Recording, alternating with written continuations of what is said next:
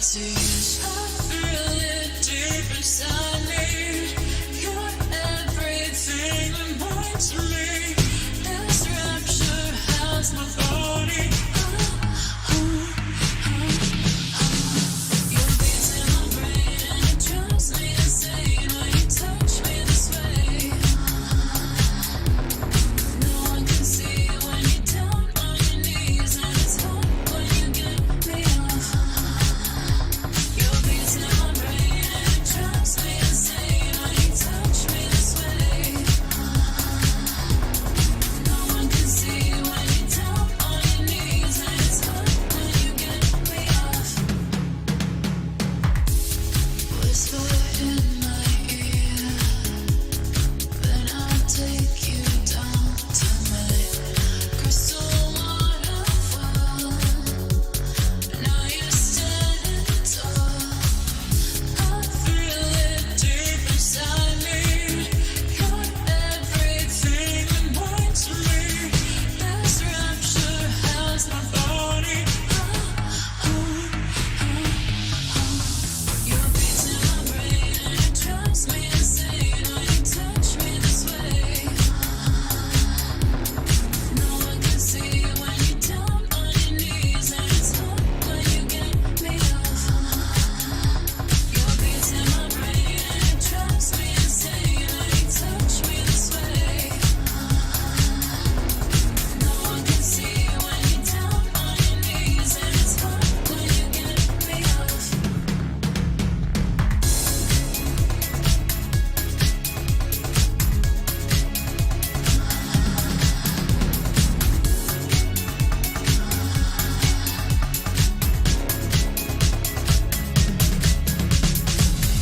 This rapture,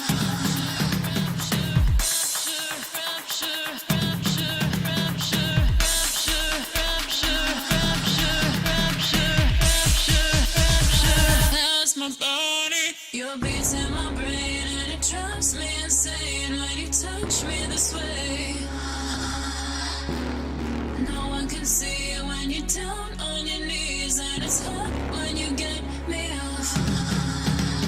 Your beats in my brain and it drives me insane when you touch me this way. No one can see when you're down on your knees, and it's hard when you get me off.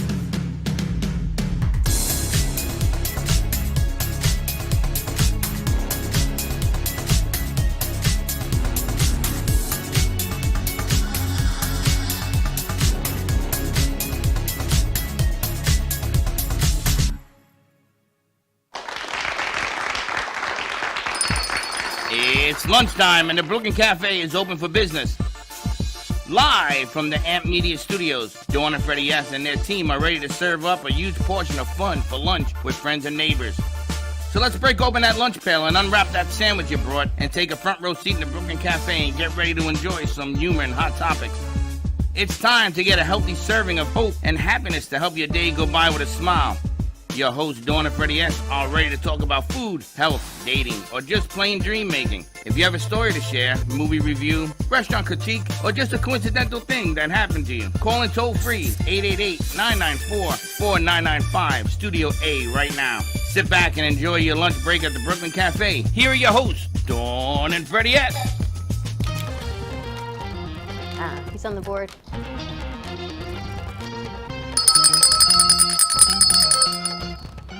Welcome to the day before the storm. This is the part of Florida I can't stand. It's the anticipation. Yeah, and then all of a sudden you brace up, you steal, you buy all the paper toilet from Don't Costco. say it. No more Don't toilet say paper it. in Costco. Don't. And then thing No, goes away. Don't It goes say it, north, don't it say goes it. south, Be it grateful. goes to New York. It goes west. Be grateful if you don't receive Yeah, the but brunt of I've the been storm. preparing. I threw my furniture in the pool. I can't get it out. You've been preparing for years. I know. Hopefully not. Hopefully, fingers crossed, it's going to be as minor as it can possibly be on this side of Florida. So I have a lot of people who were texting me early this morning because everybody's deathly afraid of what happened on the other side. Yep. Now, you were warned. People have been warned. There ain't too many warnings on this side. Because it happened so fast. They're calling it a tropical depression until it hits the beach. Then it's supposed to be a 1. That's what's happening here. They don't know what's happening because the water change has made it very unpredictable. It's a whole different season, it seems, as I'm leaving. before. Where are you going? I don't know. I can't go to Puerto Rico. I can't go to New York because this stupid thing is going up north. This is like the most craziest time. All I can say is happy election day, everyone. I hope everyone went out and they voted one way or another, whether you went in person, you mailed it in, you dropped off your ballot. Everyone should have the opportunity to express their opinions and their right to vote. I know you went this morning. I dropped mine off. Yes.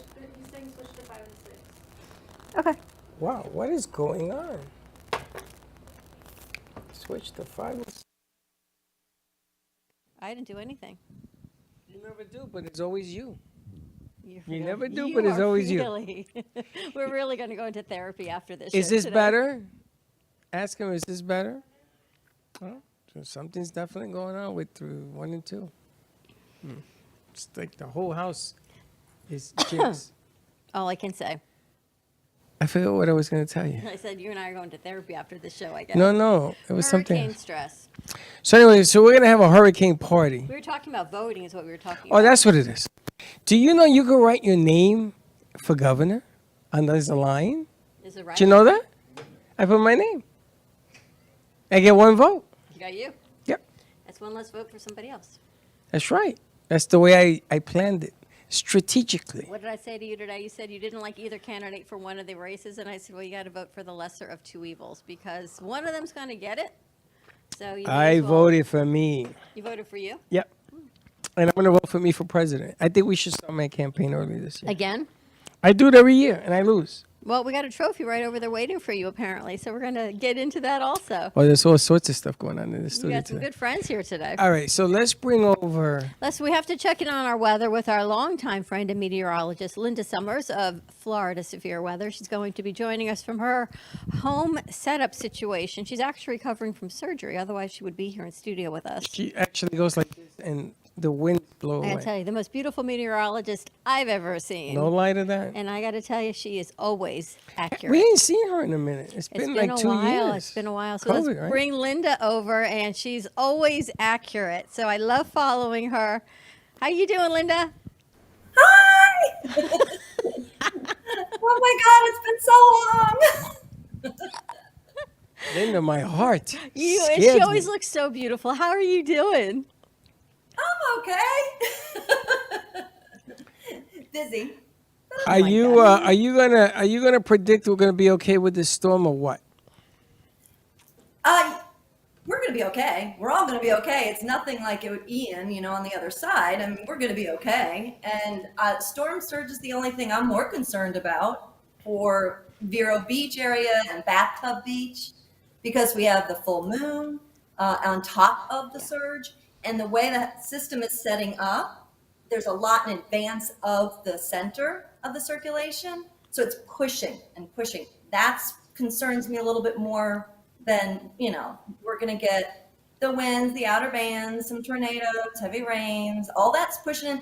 I'd say even by 6 o'clock tonight, Wow. we're going to start feeling along like the very outer bands. We're going to start getting some bands of storms coming around from, say, Treasure Coast to Miami. Actually, it's going to be the lower part, but that's just, those outer bands wrapping around because she's finally becoming tropical. She's pulling in her tropical characteristics finally. So How did we're this gonna just start- happen? It was so quick, right? Where there was a depression, there was a little bit of stuff out there. Next thing you know, I'm on the phone yesterday morning, and she says, this woman client says, I can't come see you this week. Nicole's here. I said, what? She said, there's a hurricane. I go, since I left my house 15 minutes ago? She says, yeah, since you left your house, there's a named storm, and I'm not leaving the house for another week. So we all quickly checked our phones. What happened? A lot of people said that too. I was preparing my folks since last Wednesday, so I kind of was ahead. And even my boyfriend at the time was like, but no one's talking about it. I said, they will. I said, I'm always first. I'm trying to be. You're that's always like my own first little, to share the tag. information, which is true. Yeah, I like to get it out there. I don't want to freak anyone out or anything, but I just wanted them to be prepared because I knew everything was setting up. I call it the tropical soup. So they're all the ingredients for setting up for this area that I was watching north of the Hispaniola, which is where it was starting to develop. But this is a little funky one because of the shape of the storm, the way that she's pulling winds more from the ocean and from the higher altitude, that which was making it that subtropical characteristics. It's a little different. So when Mother Nature's a little different, I like to, not be so, it's going to be like this. I knew we were going to get a storm. I knew it was going to be heading towards the East Coast. And I've been saying from, basically St. Augustine south, prepare, because I knew it was going to be somewhere along the east. I didn't want it to go across the state only for Fort Myers and what they've been through. Well, a lot of people are talking about that. Here we are in November. We're in November, right? Yeah. We're in November, and we're still getting these stupid hurricanes. So, and normally doesn't it trend with the water temperature, the ocean temperature? Yeah. So where the hell is Yeah. this coming from? It's rare. I mean, we have had storms December 1st. It happens, but the December water 1st. water's warm. I mean, it's hot out there, so we're still getting summer temperatures. So we're not really cooling down the ocean any. We're not cooling down any. So it's perfect breeding ground right now. I know people who might have been poo-pooing her, the storm, are going to open their eyes by tomorrow. By late tonight and tomorrow, she's going to start wrapping around and being right now. It's occurring right now. As I'm constantly looking at the radar because it's spinning and it's pulling in now the moisture, the storm. She's getting her act together. So, And I heard that this storm, the center, is 380 miles wide. huge. That's what I'm saying. 380. It's more huge. Yeah. It's big. So the So- area that it's going to cover. Now, is this a fast-moving storm? Because 2 days Right they now, said it it's would only be out of 9 here. miles. Well, it's only moving 9 miles an hour at the moment because it's being suppressed by what's guiding it westerly. So that front that's moving down and suppressing it, when that kind of pulls away, is what's making it kind of go a little bit north, a little to the north. If that pulls away quicker, it goes north faster. If it pulls away slower, it more or less into the Palm Beaches. So that little glitch and that little change in that trough that's setting up will determine how quickly it scoots up underneath. Because after it scoots up underneath that trough, it starts to make its approach towards the state. Then you got the approaching front. That's going to pull it straight up. That'll move quicker then, because it'll be kind of going around that curve. Once it gets around that curve, it'll be pulled up much quicker. He's not very happy right now, Linda, with that information. I'm sorry. Every time you see me, it rains. Yes, I was about to say that. Every time I see you, there's a storm. Forget about the rain. There's a storm coming. So right now what we're I bring looking the at, storms. the Palm Beach is all the way north. Yeah. Yeah. And then Now, she's going to even make tonight- a turn up to the Carolinas inland, though, not outward. So it's going to make a right-hand turn. What the hell is that all about? because of that front that's coming down. Yeah. It's going to get caught up under that front line. Say this is the state of Florida. I don't know. I can't see. I'm kind of backward on the monitor. So the front's actually coming from the other direction, but it's coming down. It'll come and get caught up under that and be pulled up in the cold front. Wow. So actually it'll become one with the cold front that's going across and up to the northeast. All right. So So that's what's your how- recommendation? What are you thinking? I am not playing with this one because even Tropical Storm Wilma was a tropical storm and it Wow. had a lot of tornadoes and such. And we saw with the energy of just Ian coming and those outer bands and how many tornadoes came.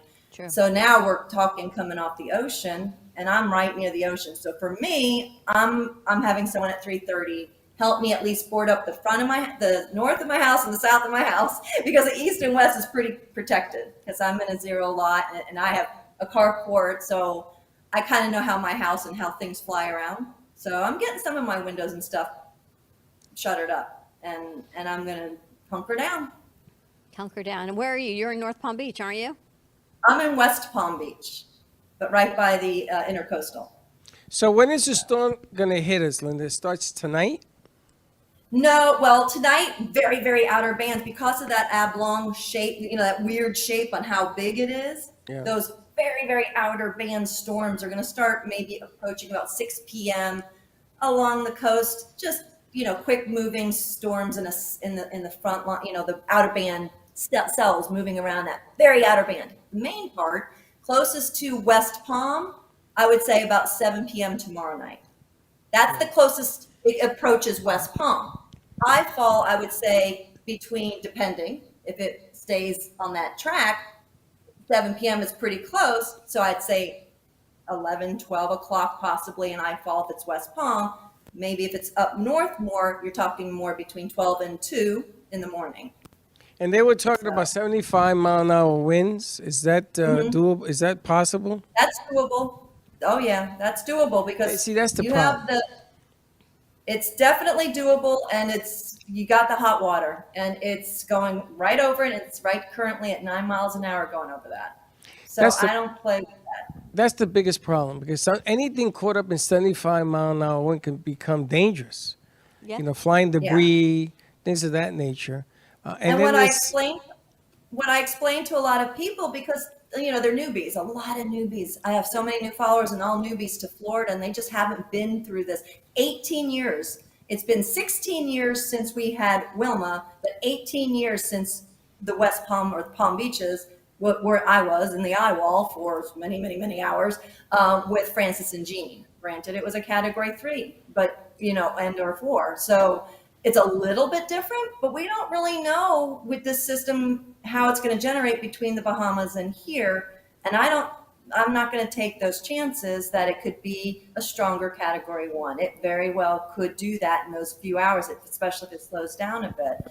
But I try to explain to people that, because we get that in afternoon storms. We get those kind of winds in afternoon storms. I'm like, yeah, but not for 10 hours of sustainable. pushing and pushing. That's what goes, and all the branches break and the power lines go down, and then you're without power. Yep. Totally different story when you have that constant pressure. It's true because the weakest point of your house, condo, whatever, weakest point of here, whatever the weakest point is that you did not take care of, you is about to find out the weakest point. That's the part I hate about this. So that tree that you didn't prune, is that a word? Yes. Trim, prune, yes. Trim, and all of a sudden the branches are falling off it, and you're here saying, wow, I should have taken care of that.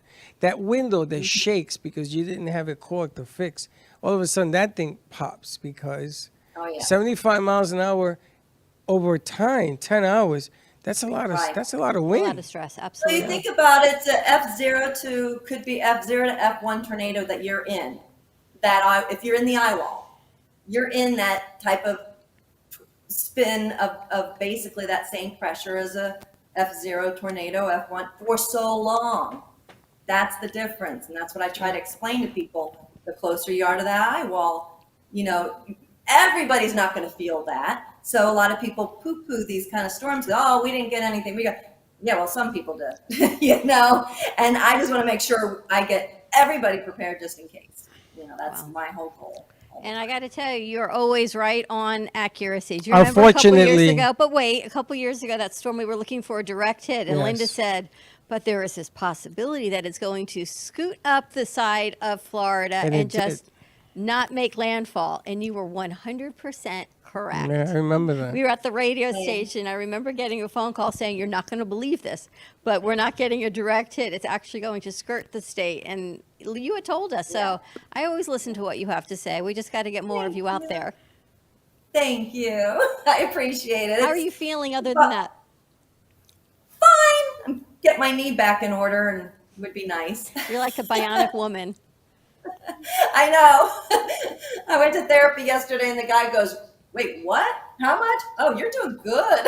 I go, but just fix me to where I was before. And then he goes, well, how were you before? I said, well. It's all relative. It's all relative. Yeah, so I go, I want to dance, but I have to hold on to a chair if I do that. And he's like, oh, we'll get you doing that again. That's hilarious. All right, Linda, stay in touch with us. You stay safe, honey. Thank you so much for the update. I will, you too. So nice to see you guys. You Nice as to well. see you. Bye, honey. Bye. Linda wobbles, but she don't fall down. What an amazing woman, I got to tell you. She's good stuff. And I she gotta does tell you. all of this by volunteering, but due to some health issues and concerns that she has, she does all of this out of the kindness of her heart. She from used her to home. come she used to come ever so often to the studio, and every We'll get time her she back down. came was another storm. Her and the dog. Her and the doggy. Well, she's on the second dog, though, right? She is. All right, we're going to take a quick commercial break. When we come back, we've got Frank A. Ruffolo joining us, author Frank Ruffolo, and a surprise guest for Freddie. So stay tuned. Give us a call, 888-994-4995, Studio A, and we'll be right back. Planning for the future should not be painful and needs to be discussed. From health, family, finances, allow qualified professionals to aid in your planning. Luhu Advisors have been serving South Florida for over 30 years. A licensed real estate broker, insurance agent, assisted living administrator, and certified senior advisor, Paul Solomon is the most qualified and well-rounded advisor for any task. Specializing in real estate, long-term care, life insurance and annuities, Social Security, government benefits, and senior housing. Luhu Advisors. Let us help you. Known for his Art Deco Cubist style and compositions with dancing saturated color, Ken Bieberman has lived and breathed art his whole life. From the early 80s, he's influenced the Art Deco district of Miami Beach. Featured in numerous restoration projects, hotels, galleries, and clubs, Bieberman creates for everyday folks and celebrity clientele. He's also the proprietor of Art Repro, a giclée and scanning company in Pompano Beach. When it comes to scanning high resolution, size is not an issue. Professionally scanning art up to 10 feet and 64 inches in width, Art Repro utilizes state-of-the-art equipment. On quality canvas or paper, archival ink and printing mediums are put to use. Art Repro ensures colors are true and every nuance of the art is captured, including the canvas weave. Perfection is the priority. Contact artist Ken Bieberman today at 954-547-0095 or visit his website www.artrepro.net.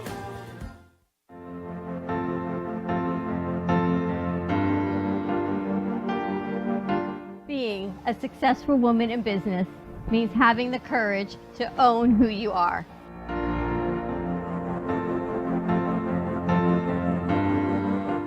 We understand the challenges faced by women, and we are here to help. Our team is here to develop the best strategy designed just for you. Your path is unique, and with the right tools, you can accomplish your dream. From radio to TV, from podcasting to magazines, we create the visibility to amplify your impact in business. At New Dawn Media, we are here to help bring your message forward and help your business flourish. It is time for your message to be seen and your voice to be heard. Contact us at 866-224-5422 or brooklyncafe.tv. Your voice can make a difference.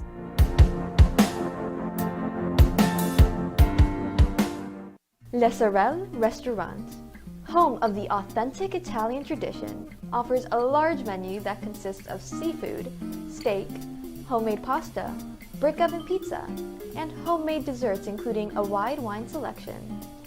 We also have the best bar in Boca Raton with delicious cocktails, homemade limoncello, cappuccino, Italian espresso, brandy, and other specialties. Open every day with a lunch and dinner menu. For more information or to make a reservation, contact lesorelrestaurant.com or call 561-235-5301.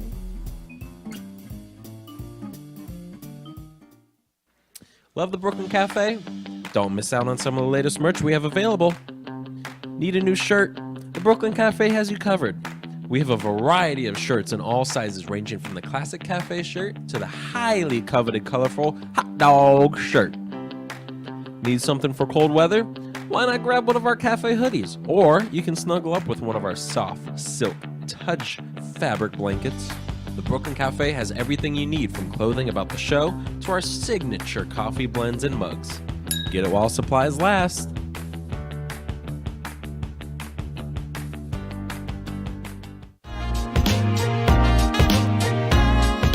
You've been watching the Brooklyn Cafe Show.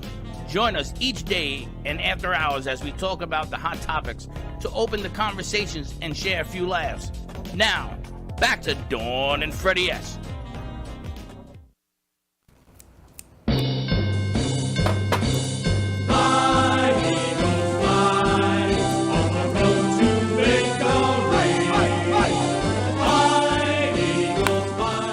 I don't know why he plays that. Just to see what you're going to say. I hate the Eagles. And he plays that. He loves the Eagles. I'm going to bring up the Jets theme song. Welcome back, everyone. Happy Tuesday. Please get out and vote. Polling places are open, I believe, until 7 o'clock. So 7 on the nose. get out early before we may be getting some rain and some bad storms here in Palm Beach County. So get out, let your vote and your voice be heard. So we got a lot of good stuff coming up on today's show. We've got author Frank A. Ruffolo, who was on last Monday night on Tell Us Your Biz. And at the end of the show, he said, if you want to learn more about my world, give me a call. And I said to him, well, I want to learn more about your world. We've known Frank a long time, and every time he comes in, he gives us a little bit more about his world. Apparently, there's a vastness to it. I even brought this book back in that A vastness. that I've had at home. Did you finish it? No. Oh, I'm taking it because if I we're going need to to be shut finish down, it. I need something to read. Well, that's why I'm taking it back home. And then you've got your good friend Irving Rodriguez joining us. And Coach Irving. Coach Irving. Warren, you were coach also, right? You were coaches together? They asked me, what is Irving's last name? I go, I don't know. He goes, know Coach? Coach Irving. That's the first thing they asked. Coach Irving, that's all I know. Where do you want to start? Whatever you want. Want to say hi to Coach? Say hi to Coach. He Say brought hi in to the Coach trophy. Irving. This was one of the greatest stories that about a month ago, Tracy, we call her new mom, Tracy Latome of Connections with Tracy, who seems to know everybody in the South Broward area, had a show, and she brings in this guest. She brings in Irving and his lovely wife, and you were at the radio station still, and I'm meeting them and talking about the Bronx and being in the police force and all these things. I'm thinking, how do you not know Freddie? And they go, where's he from? I go, Pelham Bay. And your wife looks at me and says, how do we not know him?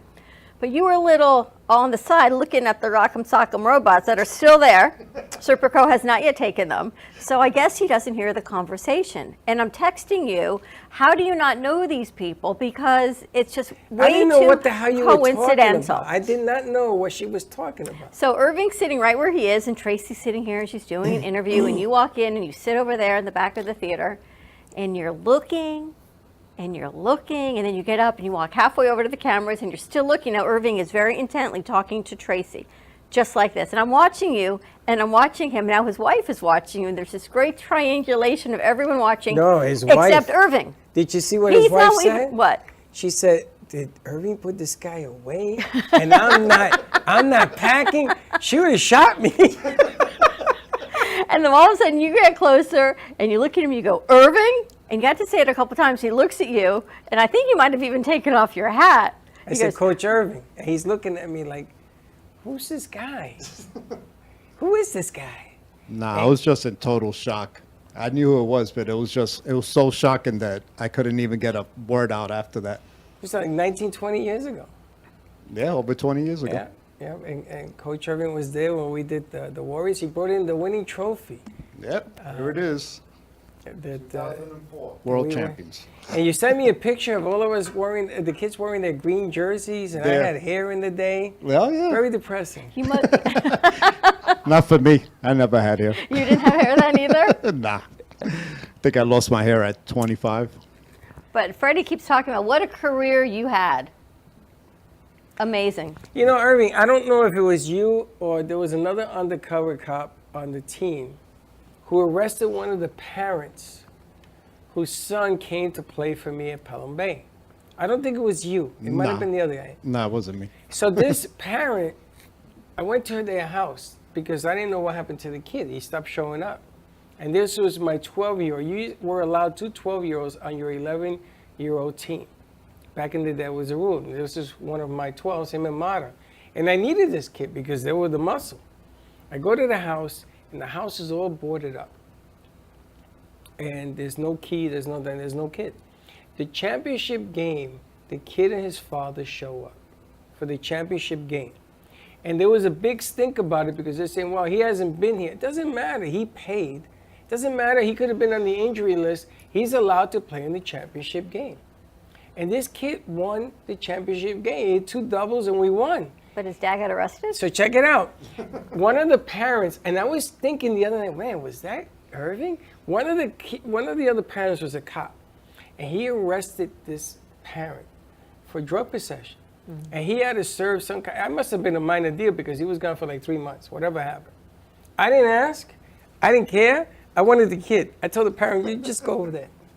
But it was that kind of involvement that we had in the community. You know, Coach was out there. We used to play football and everything else. You guys coached the same team? You were together? Yeah, Freddie took me in. Freddie was the main coach. He was the head coach, and I was his assistant. Wow, that is so unbelievable. We had so many assistants. And then you guys just lost touch for 20 years. I moved. I came down here, and stupid me. I came down to Florida on it's just not even worth mentioning. I came down and I lost touch with all my coaches. You know, remember Hildy, remember all the coaches. But it was amazing to watch the kids growing up and how disciplined they were. Max, you know, and I put him as center, and he was the smallest guy on the team. Your son? Yeah. But my goodness, the strength and the heart of this kid. I said, Max, don't let nobody get past you. Okay, coach. Boom. And he did it. It was just that whole thing. You know, Dawn and I argued because Dawn is a firm believer that every kid should get a trophy. And I'm a firm believer that if you deserve to win that trophy, all the effort that went into winning that is never easy. Yet, there it is. And every kid that comes forward deserves a shot at winning the big deal. It's funny because we've talked about your trophies, and you still have some, but I got hundreds of trophies. Michelle took Hundreds. some, and others you don't have No, I anymore. got them all. I got so many trophies. There's a room dedicated to the trophies. I don't know what I'm going to do with these things. They're all that size. Don't bring them here. Katie, please don't bring We them. can put them up there. We can move them around. Frank, he brings everything here. You can put them up there. You can line them all I up, can line up them there. all. I There you got go. hundreds of trophies from Freddie and Gio. And Gio was on that team, wasn't he?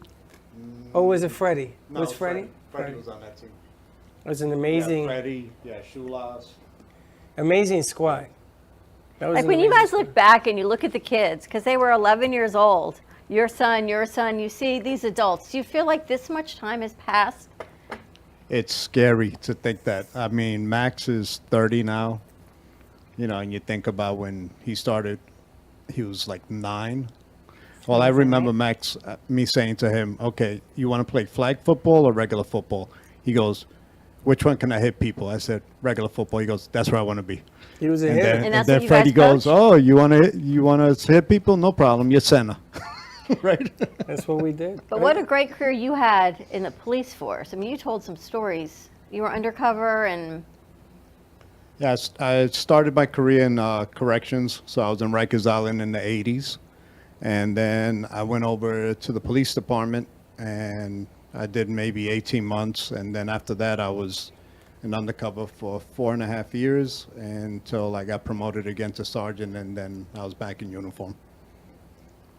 Now, it's funny because 4.5 years, Irving used to tell me some of the craziest stories.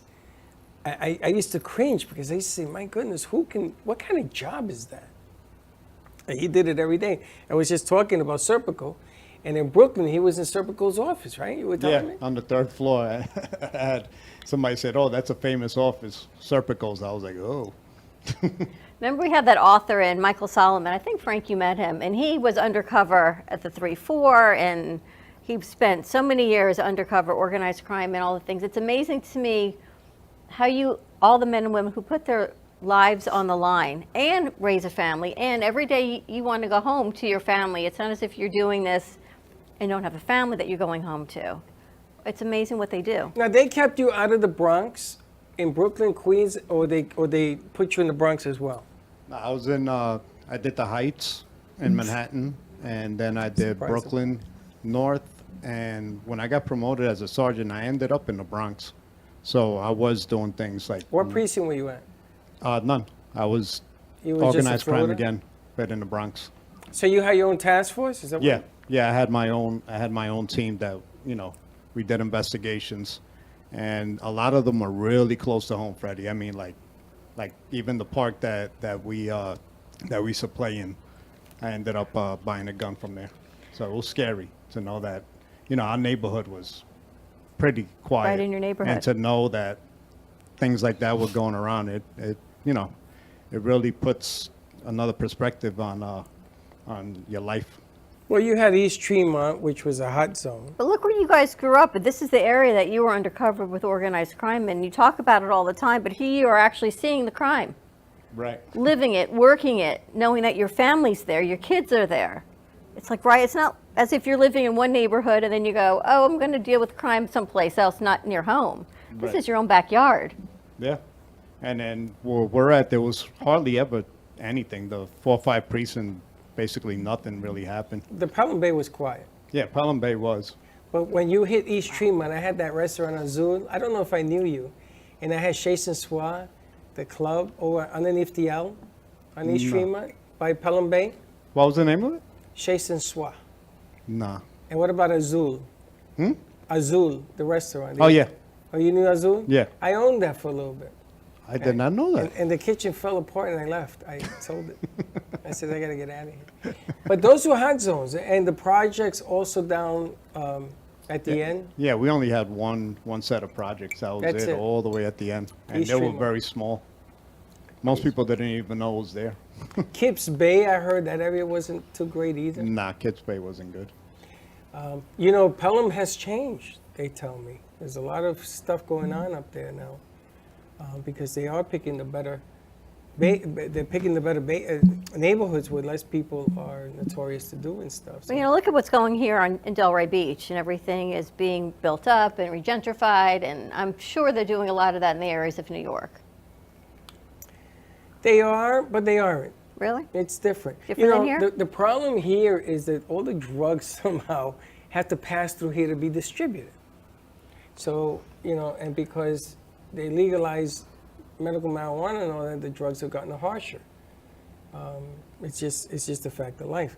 But I knew a few undercover cops. Irving was the only one that I picked as a coach because I said my maximum is going to be one. So when you're undercover, do people know you're undercover? I mean, obviously the people out don't, but you knew he was an I undercover knew. cop at the time? Michelle, I didn't tell anybody because his life is on the That's what line. I was gonna You say. You can't say, couldn't right, say no, anything. undercover over Yeah, here. you can't, right? No, you can't do that. And some of the stories he told me, I didn't tell anybody. I've never told anybody. And it's his story to tell, not mine. But if they knew Irving as a cop, that's one thing. As an undercover, is something else. Yeah, it was weird because a lot of times, depending on what I was doing at the time, I was either dressed like high-end or I was dressed like a bum. So it depended how I came into for coaching. If I came straight from doing a job, and Freddie would look at me and be like, "Change your shirt or something." Put a warrior shirt on. Do something. Comb your hair. That's really incredible how young you guys were, and you had the kids and doing this on the side and volunteering. That's even more amazing, right? You're working, you've got jobs, making a living, and then on the side, you're being coaches to all of these kids, and you were coach to all the other kids because you had told me you always had the boys at your house. It's funny because I would have loved to bring in Michelle Mata and Mata. You know, they live down here. We saw them up in the other studio. In a couple of years. A couple of years, and you know, Mata ended up pitching for the Philadelphia Phillies, and he blew out his arm. Did he at really? Tommy Did you John. tell Josh that? Yeah, I must have. He blew out his He arm. now he knows. And Mata was the catcher to our baseball team, and he ended up being the athlete. He ended up playing in Australia, winning championships. I used to follow him, and then he finally got picked by the Phillies to play, and he blew out his arm. Should have a little Warriors reunion. Yeah, yeah. Now it's funny because there was a story that I always told everybody that there was a parent. We were losing to the Bears by 2 touchdowns. I think it was 13-0. And there was a parent that came up to me. I tell you this story all the time. That's the parent. And he says, "Coach, you know, I want to tell you, I want to say thank you. It was a great season." And I look at Irving and I said, "This ain't over. We winning this game."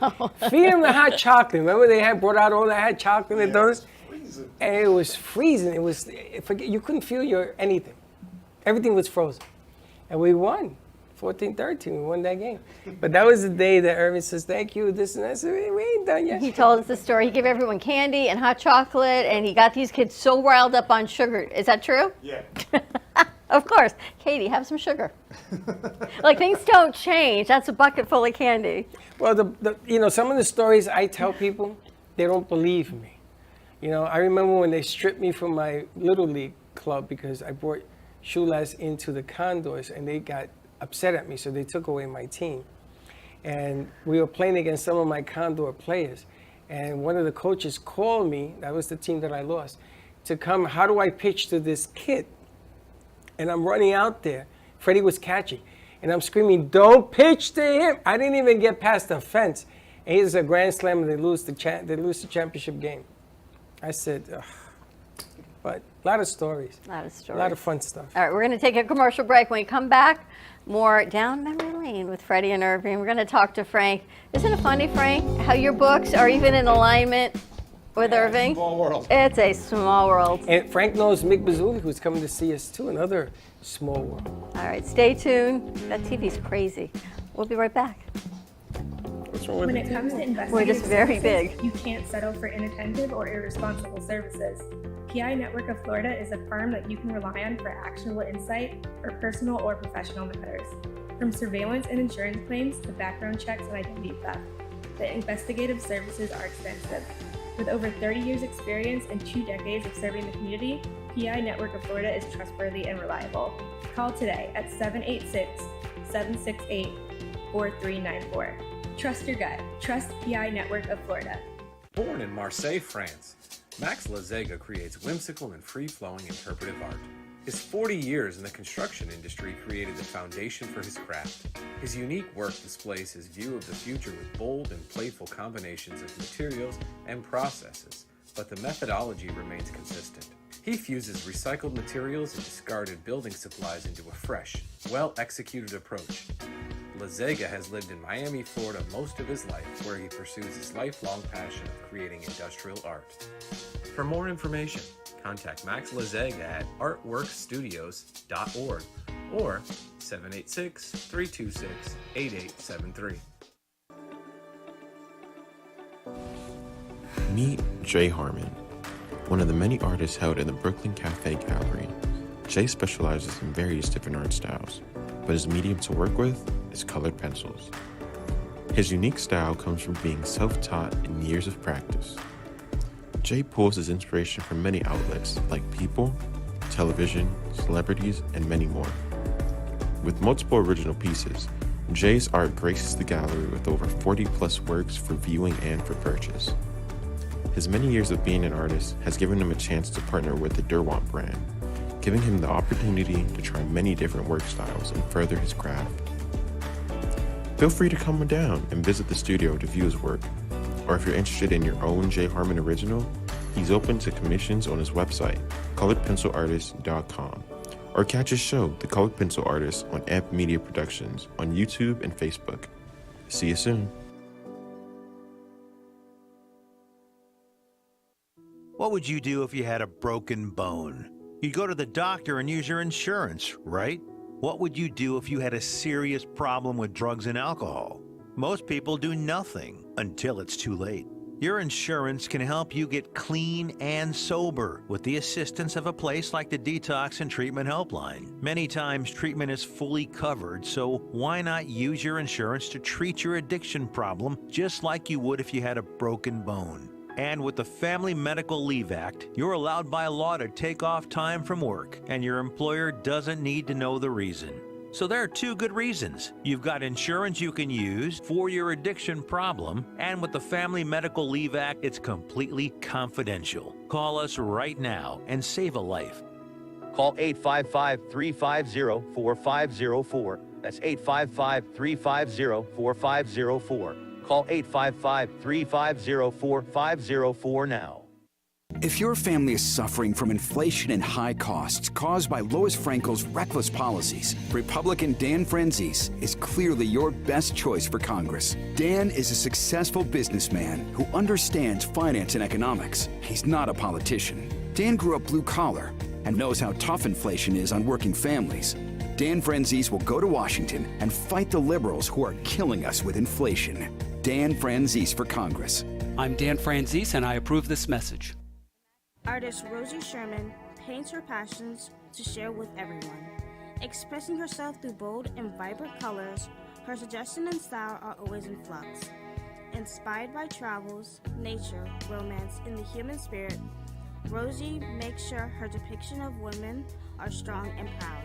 Her landscapes illustrate the changing seasons in the diverse world that we live in. To find her artwork in the multiple medias you can purchase, visit rosiesherman.pixels.com. You've been watching the Brooklyn Cafe Show. Join us each day and after hours as we talk about the hot topics to open the conversations and share a few laughs. Now, back to Dawn and Freddie S.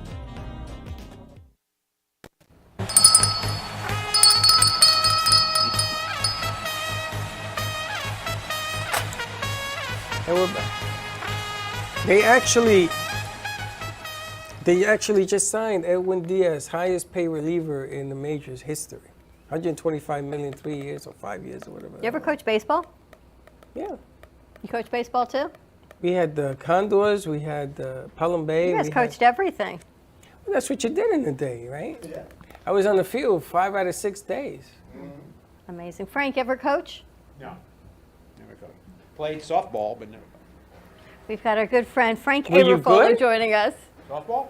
Was a pitcher, yeah, it was good. Are you a fastball pitcher or slow? Height. Height? I did that 1 year and I messed up my arms and I said, I'm not doing that. I went to fast pitch. We used to play that too. We played everything. It was craziness. So we got Frank joining us. We've got Irving joining us. And I mentioned at the beginning of the show that last week Frank closed the show and says, if you want to know a little bit more about my world, give me a call. So I said in the beginning, I want to know more about your world. The interesting thing about Frank is he came to us as an author. And his books and his writings are always about things that he must channel from the heavens in the guides. But then there's always more. He does anointings. Frank's a healer. So many more things. Right now, I think we need more healing as well. I want to know how you and Mick Bazzuli know each other. You were telling me the story. He Facebook. won something. Facebook. But he Talk won a lot something. on Facebook. What was it he won? I have 10 books, and all my books have novel pages on Facebook. So when they reached 500 followers, I randomly pick one of my followers to win a book. And my Stuck in Traffic page just reached 500 followers last week, and I randomly picked Mick. He won. And you've never met him? Never met him. We talk a lot on Facebook, but we never met. I know. He says, I love you to Frank. I'm like, Jesus, how well do these guys know They each know other? each other. No, they just met. He was saying that your books are brilliant. That's what he was saying. Good. Irving's going to take one home or he's going to buy one. Maybe you can get a signed copy while you're here. Yeah, for sure. I'm already eyeing one of them. Which one? 10048. Of course. Yeah. See, how do you like this coincidence You there? see that? And I was born in Washington Heights, and his wife was born in Washington Heights. Yeah. Almost on the same block. On the same block. Really? Yeah. Where, 186? Maria was born 171 in Audubon, maybe 172. Yeah, and I was born in 220. I live on 186 on Heights on Laurel Hill, which is, what's the first street? It's not Audubon, it's the second street. Yeah, I forgot the first street. I go. It's in between the two. I forgot Yeah. the two. The one What by is the it? water. Yeah, That's Laurel Hill Terrace, right? that's exactly. Oh, Yeah, you it's know right Laurel over Hill? the bridge. Yeah, you go over the Yeah. bridge. You and made it's me a on the little right-hand side. nervous that you know Laurel Hill. Yeah, I know Laurel Hill very well. Treated There me was- very well. There was always bodies found on the hillside. They used to come pick up bodies. Yeah. It's used true, to- right? Oh, yeah. Used to go, oh, man, there's another one. Let's There's go look another for one. it. Oh my, I feel like I'm watching that TV show, you know, the Marissa Haggerty, the spin-off, Law and Order, where he's always I undercover. was born in the hospital's not there anymore, but I was born in the hospital. Mother Cabrini Hospital was on the hill overlooking the polo grounds. That's right. That's right. My sister works at 168 Hospital, Presbyterian? No, Columbia Presbyterian. Press. Yeah. Mimi works That there. hospital's not there anymore. Ed, we've never seen Frank so casual. I have to ask, why the change of look? Hey, it's three different. Just I don't want to wear the hurricane same. I want to wear the same hat all the time, so I just came in with a different hat. It's his hurricane look. He comes in Irving, he looks like Freddie. Sometimes they're wearing the exact same outfit. Shirt, hat, the shoes are always different. Frank usually has boots on. until he comes in a baseball hat and t-shirt. His t-shirt is his books. I was going to wear my safari hat, but my wife said, no, you can't wear that safari hat. Look, she's shaking her head no. What's wrong with the safari hat? He's an author. Authors are He's more than an author, though. eccentric. He's a healer. There's so much to you. It depends the day of the week. Yeah, it started. I started my writing career because I was told. Well, me and my wife were volunteers at an apparition site, Marion Apparition Site in Hollywood, Florida, from the late 1990s to around about 2015, somewhere. It lasted about 15 years. The visionary passed away, so she was older and she got sick. She passed away, and I was told by the visionary that on my shoulder was Archangel Uriel, who is who if you see pictures of Uriel, Archangel Uriel is always carrying a book, and he's the archangel of wisdom, God's wisdom. So, and he's the archangel of writers and journalists. So I was told that Archangel was always on my shoulder. He was my buddy, I guess. And we used to get thousands of people used to come to the apparition site. In fact, the Hollywood police used to close the street, because there used to be 2,000 to 3,000 people in front of the house wanting to hear the message from the Virgin Mary and wanting to hear the message from the visionary, and then she would bless everybody. So she picked a few of the volunteers, because there were so many people, we were given the gift of anointing with the Holy Spirit, and I had to go out and be blessed. So I went to Monsignor Bosco, which he's now runs the seminary, and for the Catholic seminary here I think in Delray, or somewhere up in Palm Beach area, and he blessed me to anoint people, and that's how I started. And then my writing career started there. Gabriel's Chalice was my first book, and that's the events leading up to Judgment Day, and how that plays out. And there's 3 books in that series. The next book is 25 years after Judgment Day, and the next book is 1,360 years after that one, which ends with Xantha Terror.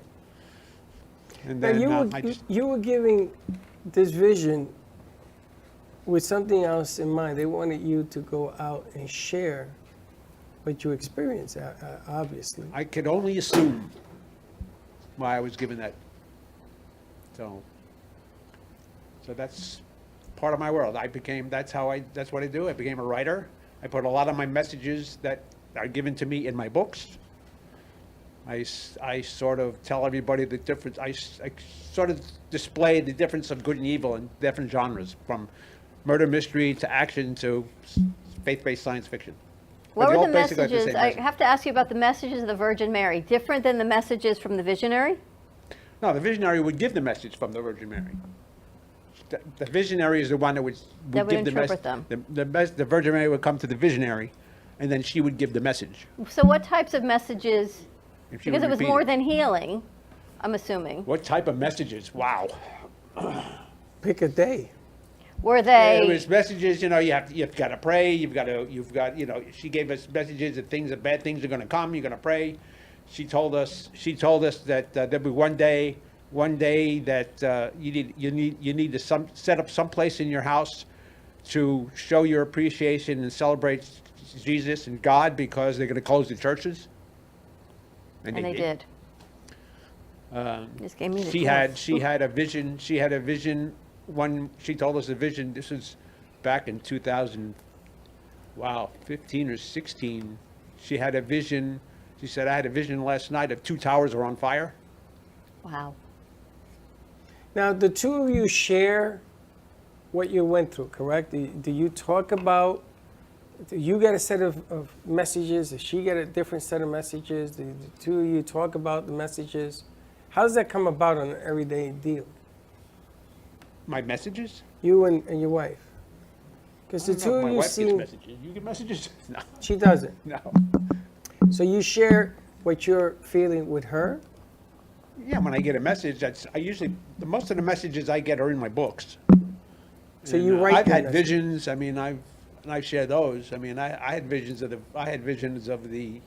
I didn't know what it was at the time, but I realized what it was afterward. That morning before the attack hit, I had a vision. That I woke up, and the vision was there was a tree, and then the tree, in the back of the tree there was a cloud, and the cloud came and engulfed the tree, and then engulfed this fence, and then I woke up. And I said, "What the heck does that mean?" I said, so then I went to work. I was working, I was in purchasing manager for a major company down here. And then everything broke loose on TV. We came home early, and then night they were showing videos in New York City of what had happened. And one of the videos that they showed was this tree at the end of a street, and then when the tower came down, the smoke came down the street and just engulfed that tree and covered up the camera, and I went, wow. That's what that vision was. It's coming, Irving's like, wow. And then you're coming to terms with the vision. I told you a vision I had the other day, and you said to me, why are you looking? And it's not that I was looking. Sometimes they're not always good things you see. So now I try not to see the bad things, and I have you in my head going, you say the same thing. Don't look. Stop questioning. Just don't always look for certain things. I have gotten visions before the war, before we had Desert Shield. Mm-hmm. I had a vision of tanks going across the desert. And I woke up and said, what the heck's that about? And you don't know. And you were able to write it all through your books, which is remarkable. Yeah, so I put it all in my book. So whatever messages now, most of the messages that I get, I put them in the sci-fi books, I put them in the book, so. You ever want to open up a healing center like the one you and Christine used to go to? I'm not gonna do that for money. That's A lot of work. That's not how it works. I mean, when you see the people doing it on TV for money, think it twice about it. You and I talk about that a lot. It changes the message of what you're trying to accomplish. Yeah. I'm still fascinated by the fact that you get these different messages to write about. And you're 5 books deep that your wife still hasn't even looked at yet to start editing and everything else. The messages, stuff doesn't stop. It doesn't stop. So more things are coming, more intriguing things are coming, more decisions, for lack of a better word, are coming. And to get the voice out so people begin to understand, you're going to have some choices to make. We're all going to have choices to make. But people don't understand what that means. People think that choices are, do I get a quarter pounder with cheese or do I get a Big Mac? No. And they think that this is going to blow over and go away. No. And they're going to be on the safe side without making any kind of sacrificial changes in their lives. Because it impacts all of us, doesn't it, Frank? It impacts. What's going to happen is we're going to have to make a choice. Our souls have eternal life. We're just here on earth for a very short period of time, but our souls last forever. So once our time is up here on earth, and nobody's leaving this earth alive. So once our time up here on earth, our time's up here on earth, we're going to have to make a choice. We're going to reside forever in our soul. It's the zip code you want to reside in is what you're going to have to. Well, you're going to have to make a choice on how you want to live your eternal life. Not just here, but how you want to live your eternal life. It's funny you say that because I look at Irving and I say, you picked to be a special type of cop. And you never knew when you were coming home. Nope. You never knew if you were walking out that door, it's the last time you were going to say goodbye to your kids. Some of the stories that you've told me, I've never told anybody. I go light a candle for Irving because there ain't no coming back from some of the stuff that he told me. And he has a choice. He doesn't have to do that. He could have been anything he wanted to be. And he's a smart guy. He has a store and everything else now. So he had a choice. So I look at what you're talking about, and I looked at what the decisions that he's made. I can never do what Irving did. Me neither. You know, and the funny thing is that there's a fire or a bad scenario, he's running into that. And we talked about this. Yep. He's running into it. Everybody else is running away from it. So choices are running into that fire. You're going to have to make a decision one way or the other, good, bad, or indifferent. The only trouble is everybody's going to be running into that fire. Oh, and it's funny because a lot of people I don't think are ready to handle truth. Yeah, but don't you think some of the things that we're going through, we're going to go to commercial break for the top of the hour, the hurricanes, the storms, the fires, the plagues, the diseases, all the things that we've been going through the past 2 years on even heightened more alert going into 3 years, may be part of Judgment Day, but not the way people think of Judgment Day, but in our modern day sense of Pompano Beach at the Herb Skolnick Center. So hopefully the rain will let up and you can enjoy it as she pays tribute to the veterans of our great nation. So that's tomorrow night at the Herb Skolnick Center in Pompano Beach. Tickets are still available on Eventbrite. We're going to take a commercial break. Maybe we can play her song before we come back. We'll see you in a little bit. Welcome to AMP2 TV, the first and only internet production company that's truly plugged in. When you're looking for a full-service internet radio, TV production company, discover AMP2 TV. AMP2 TV is a full-service media company that can provide all streaming videos, video studios, radio studios, and television studios. Call us today at 866-224-5422, for no business is too small to grow to be accounted. It's time for your message to be seen. Let AMP2 TV help get you there. Stephanie Jaffe is a world-renowned artist who creates one-of-a-kind pieces. Using a keen sense of color and composition, her vibrant collages and mosaics integrate eclectic elements such as vintage keepsakes and fine china with blown glass and fired clay to create whimsical arrangements. For more information about her work, come down to the Brooklyn Cafe TV studio or go to stephaniejaffeart.com. Welcome to Lost Harbor Spirits, a world where pirates inspire our spirits, treasures remain undiscovered, and flavors are infused with the essence of mysterious voyages. The distillery became one of the few women-owned craft spirits production sites in the U.S. From our award-winning spirits of vodka and rum to delicious gin, we're always coming up with some new and exciting flavors to keep your cocktails delicious and fresh. Contact Palm Beach Distillery at lostharborspirits.com to take a tour or purchase your favorite spirit at your local liquor store. Has someone in your family lost a job recently and now you can't afford your mortgage payment? Or do you have a rental property and your tenants aren't paying you? We can come to the rescue and pay you cash for your home immediately. Yes, sell your home and get cash all over the phone, without dealing with real estate agents or having to waste time showing your home to lukewarm buyers. You don't need to lose your house to foreclosure. If you have equity in your home, we'll buy your home and give you cash within days, all in a simple over-the-phone and virtual process. Call now before your situation gets worse. Sell a home you can't afford or just need anymore and get the cash you need today. Call this number now. Call 855-348-5925. That's 855-348-5925. Again, 855-348-5925.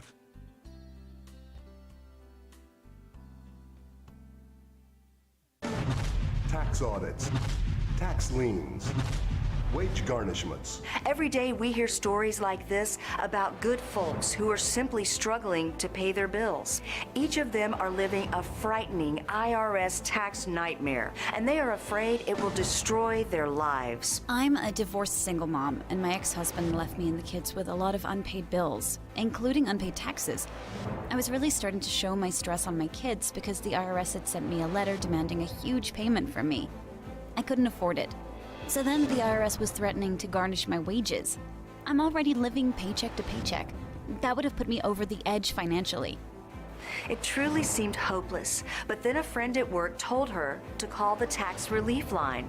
The people at the tax relief line, they told me about something called innocent spouse relief.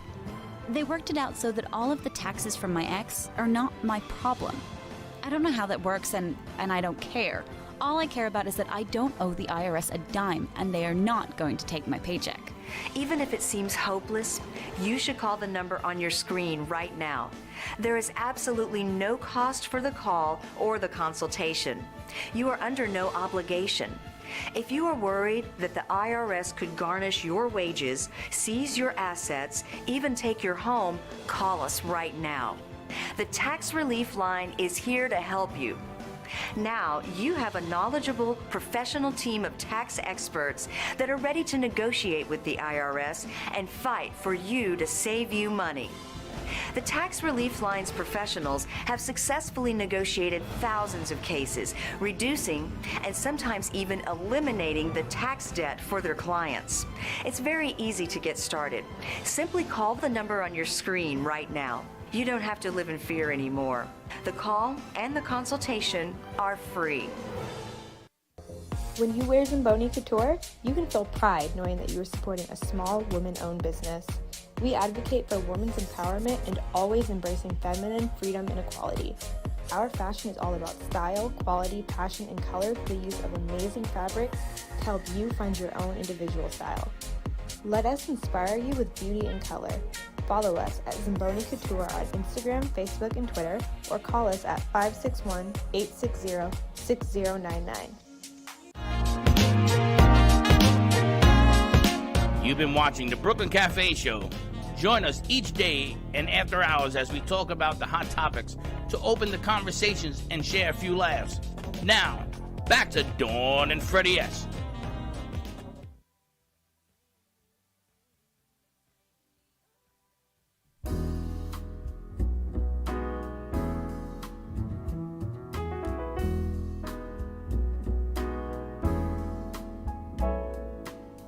Melody, I hear that haunting melody. It's in my every reverie. It says we'll never part. Can't you see that we can spend eternity?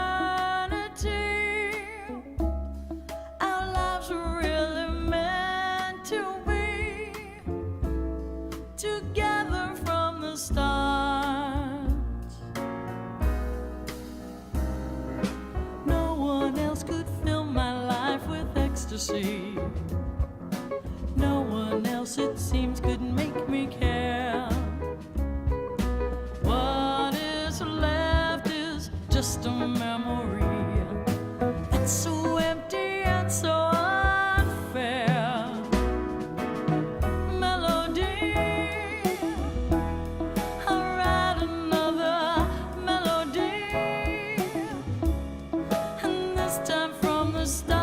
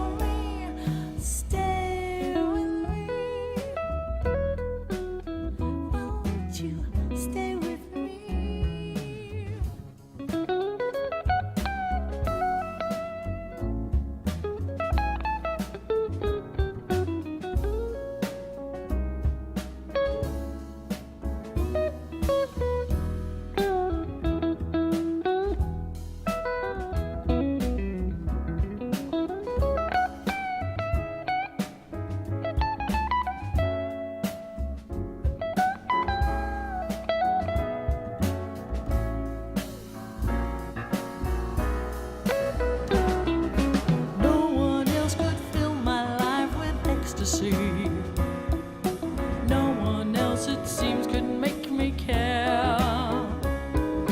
What is left is just a memory that's so empty and so unfair.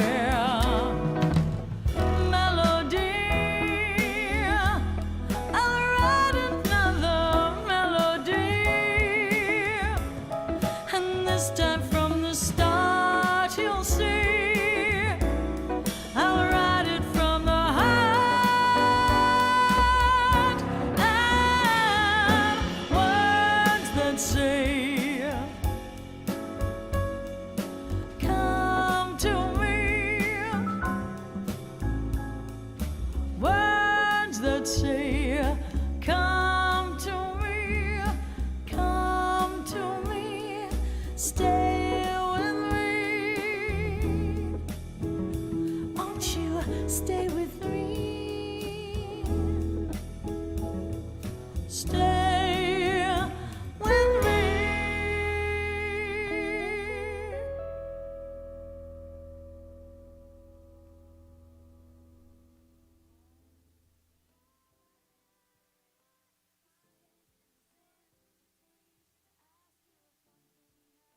need more space. Do you remember when you and I first started out and we moved to WNN? There was a radio room that was this big, and the table was about this big. And you hated And you it. said to me, "This is our new studio," and I said, "No, this isn't going to work for me." He says, "Why?" I said, "There's no room." He says, "But you're all of 5 feet tall." I said, "Yeah, I need more room." I was here, you were literally there, like in arms, right? We were sitting next to And there each was someone here, and then there was someone there, and we had this much room. And now I sit in my chair, and I look around, and I go, I need more room. How can one person need so much space? She found this place, and I stood around. Now, imagine this place empty, and you see it now full, but when it's empty, you look around and go, this place may be too big. Now I need more room. And now I'm sitting here in my chair going, I need more room. But we got a lot of great things to talk about. The music you heard on the top of this hour was the beautiful voice of J.C. Dreesen, who has a show here, fingers crossed, this Thursday night at 7 o'clock. She does the J.C. Dreesen show. She's got an amazing voice. But also Thursday night, tomorrow night. Is this the 9th? It's tomorrow, right? Thursday. All day. Wednesday, November 9th. She plays tribute to the veterans at the Herb Skolnick Center, $15. And as she says, Salute to America Veterans Day concert. It is still a go. So that's tomorrow night, and Thursday night, Until hopefully, it'll be a go as well. I Until know. at 8. We'll see right now. That is what she's saying. You can buy tickets at Eventbrite. The music you heard was Melody, and that's one of her originals. Also, if you are a golfer in the area, I feel like I'm like giving, at church or something. Yeah, turn them tiles. There you go. Sunday, November 13th is 1 p.m. Shotgun at Indian Springs Country Club, and it's to benefit the youth of the Boynton Beach Police Department, to keep the kids safe, to keep them off the street, to give them youth programming and raise funds. So if you like to golf, check this out. It is support of the Bill Tomei Foundation, and he is back in charge of PAL, bringing the youth together. They just could not find anyone to take his place, so they brought him back in, and what a nice man. I know, that's what I'm thinking. You play golf? A little bit. So maybe you'd like Irving, to do you should this. run the PAL. First responders and civilians raising funds to support our local youth. You can find more information at the Bill Tomei Foundation, and that is on November 13th, 1 o'clock. Now, Bill Tomei was a famous name, right? He was Mel Torme. Mel Torme. You're close, though. What was a Tomei? I thought they were bringing. Irving, is this what it's always been like? Yeah. I thought it was. We call those Freddieisms. Mel Torme? And the scariest thing is, I know what he means. That's what's even more Very crazy scary. is I actually know what you're going You're scarier with than this. me. Mel, Phil, cousin, brother, same difference. But I actually know what you're talking about. And for those of you that are wondering, December 1st, what's going on? 6 radio stations, the true oldies, are going to be combining their Boca Raton studio and their Northwest Palm Beach studios. So all of the shows you see here at night from 6 o'clock until 9 o'clock, and the cafe as well is going to be airing on 6. We got 4 FMs, an AM, and an HD. Yes, ma'am? Yes. Yes, we We have a got phone call? Irving's son. Just Thank bring you, him Bailey. over. Is Josh around? He left? Oh, all right. Well, you guys will have to figure it out. If not, we're gonna bring him on a VMix. Thanks, Bailey. So we'll check that out also. True Oldies Station 95.9, 106.9, 95.3, 96.9, 1470 AM, and now HD for the new cars that aren't going to be having AM anymore. 103.1. Can you imagine ever a time when there wouldn't be AM radio in your car? I don't. Right? I don't understand why they are taking away the AM radio. You used to tell me about your car that had no seats in it. Bet you had an AM radio, though. It's funny the things you read. He tells a story that his first car had no seats. He had crates. It's true. And he would drive wherever you drove. I have a Ventura, and the guy put 2 milk crates in there. He says, you got to go buy seats. I went and bought seats. I've never. Did you have an AM radio? I had no radio. It had no radio, no seats, no nothing. It was a red interior, white Ventura, and I went to the junkyard and I bought some beautiful seats, and they popped them in there. So that is hilarious. So coming December 1st, 6 radio stations, which is really, really exciting to broaden the reach and to get out to more and more people. I went to Crazy Eddie's on Fordham Road. Remember that guy? He was actually there. No. Yeah, I went with Ruben and Juji. And we went there and we needed a radio. We were kids and we didn't have that kind of money. So this crazy Eddie guy was there, and he's screaming at the top of his lungs. It was when they opened up the Fordham showroom. Remember the big one they had down the hill? And he gave us a deal. He says, "How much money you got?" I think I had $200. The radio was like $800. He says, "You know what? Give it to him." "Well, we're not putting it in," he told me. "Just give it to him." So I was on my milk crate, got my radio. I got my radio before I got my seats. How you like that? I figured that. I am not surprised. That's why I knew you had an AM radio with no seats. We had AM and FM, but thank you for playing. Nice. And we had the cassette slip. You put a cassette in there, not the 8-track, but you put a cassette to hear the music. I tease him all the time that he's a real life John Travolta movie. The things that I only learned in the movies, you actually lived the Space life. Odyssey in Queens. You've been there. So hopefully we're going to get that phone call. If not, I'm going to ask you, maybe you want to go bring that phone call over. We have someone else joining us, but she's anonymous. We met this lovely lady who was actually a Mary Kay representative at a wonderful networking event we went to last week. So we're going to bring her back one day and see what's going on. But I love that she came up to me and just opened up the conversation. 17 cars? She's won 17 cars by working with Mary Kay for over 30 years. What do you do with a car? Do you sell it? What do you can't I guess you keep drive 17. it. And But then how you long gotta does it give last back? for? You got to give it back. Every 2 years it must be. Wow. That's a nice deal. If you win every 2 years, get brand new wheels. Are they always pink? Not anymore. I remember when I lived in Dallas, because that's where Mary Kay started. You sold Mary Kay? I didn't sell it, but you could see everyone who was part of it. I mean, this was back when Chelsea was born in the 90s, 30 years ago. All the pink Cadillacs that would drive through Dallas, you knew exactly who they were. You didn't Don't need they have the anything on names it. and stuff on the car? They're on the car. Mary Kay, whatever. Mary Kay, but no name. No. No, but it says Mary Kay. It's like, you ever notice the guys that win the lap car from the Indianapolis 500 or some race thing, and they drive around because check me out, I won this thing. They got to give it back, but they sort of did that. Same thing with Mary Kay. You used to sell Mary Kay, didn't you? I was married man. I'm telling you, I don't think there's a job you haven't had. Not too many. How'd you do selling it? I was #1 in the city of New York.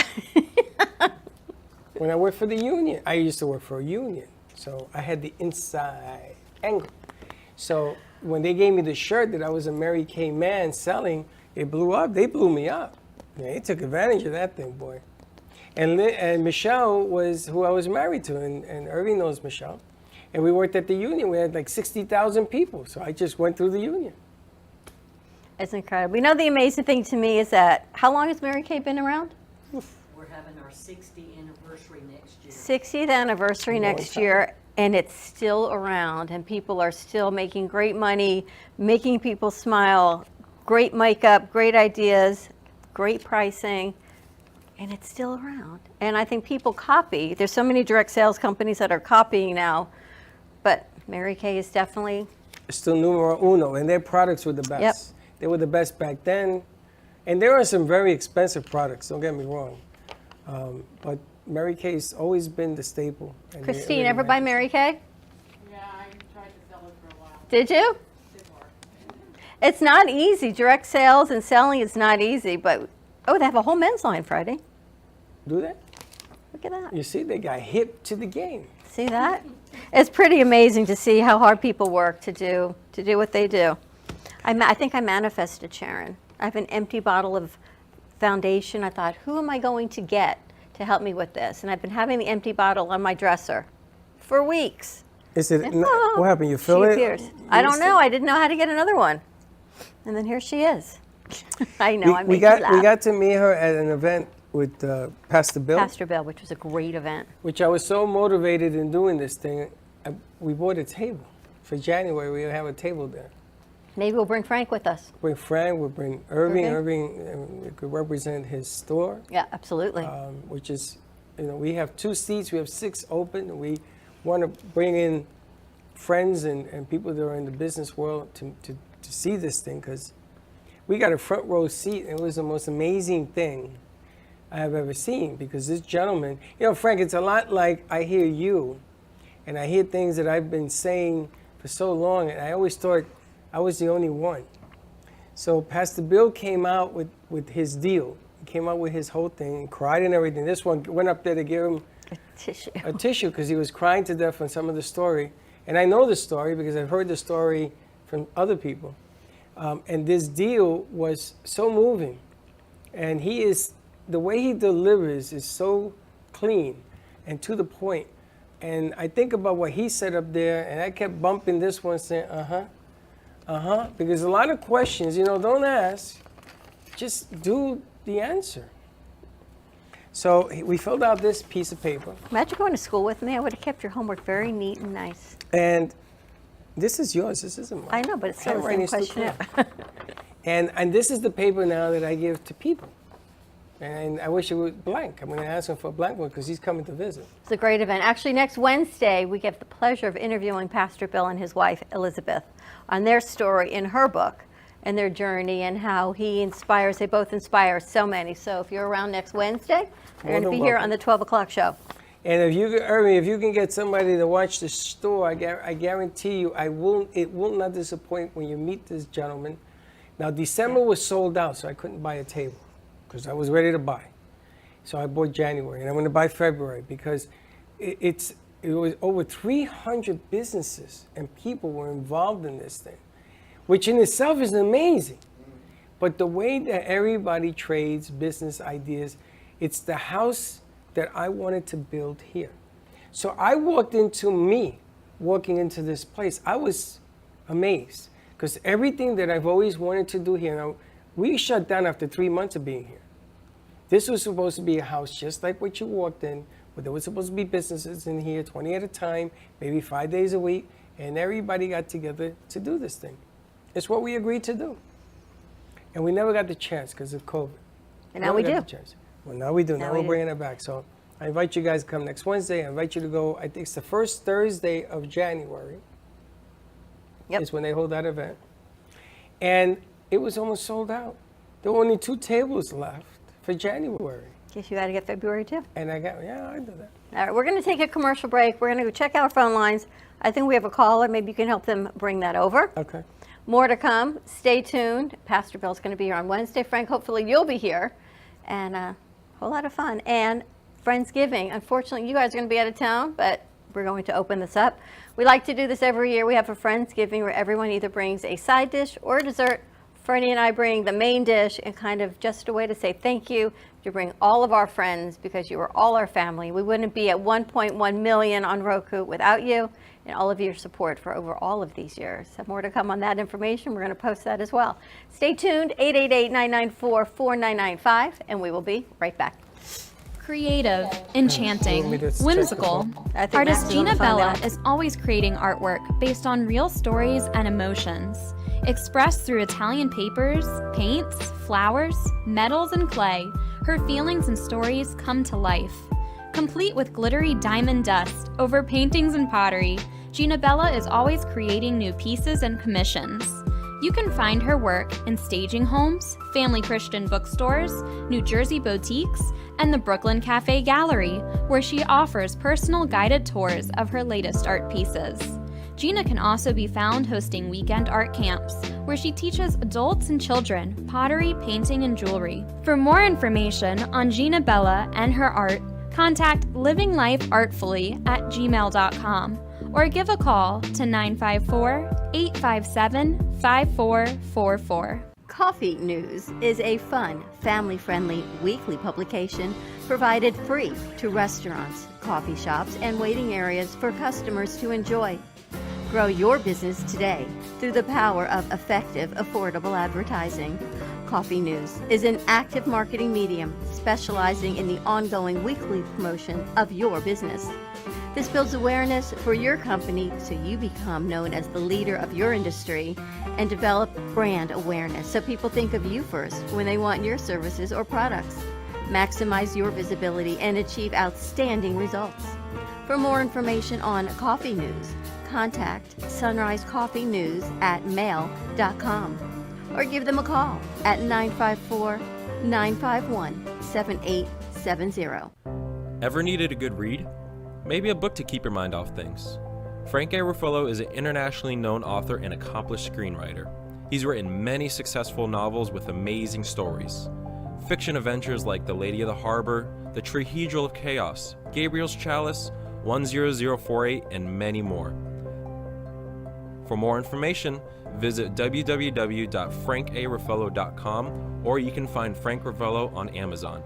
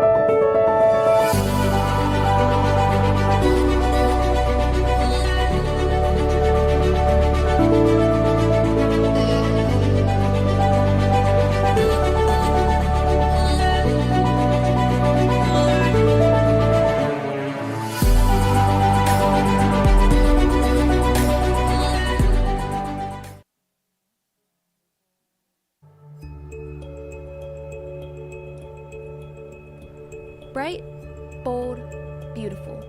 Audrey Omart creates artwork pieces that make a statement in any room. Using ethically sourced material, these handmade artworks are made in collaboration with divine higher power. This unique method gives vision, passion, and energy to every piece. Find Audrey Omart's work at the Brooklyn Cafe Studios or audreynow.com. Audrey Omart, art that opens the heart.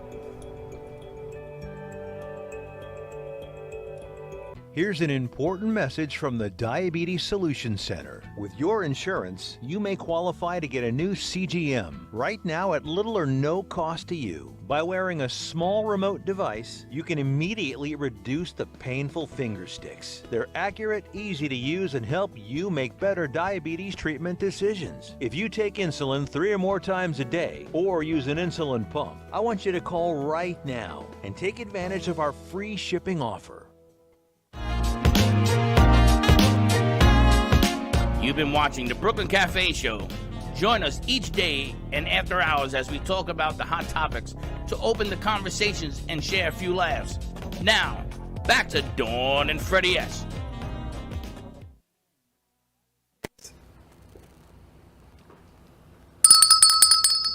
Let's go to 5 and 6 because I'm anxious to see if we got it over.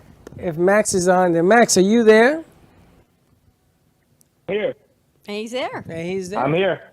How you doing, buddy? Good. How you doing, Coach?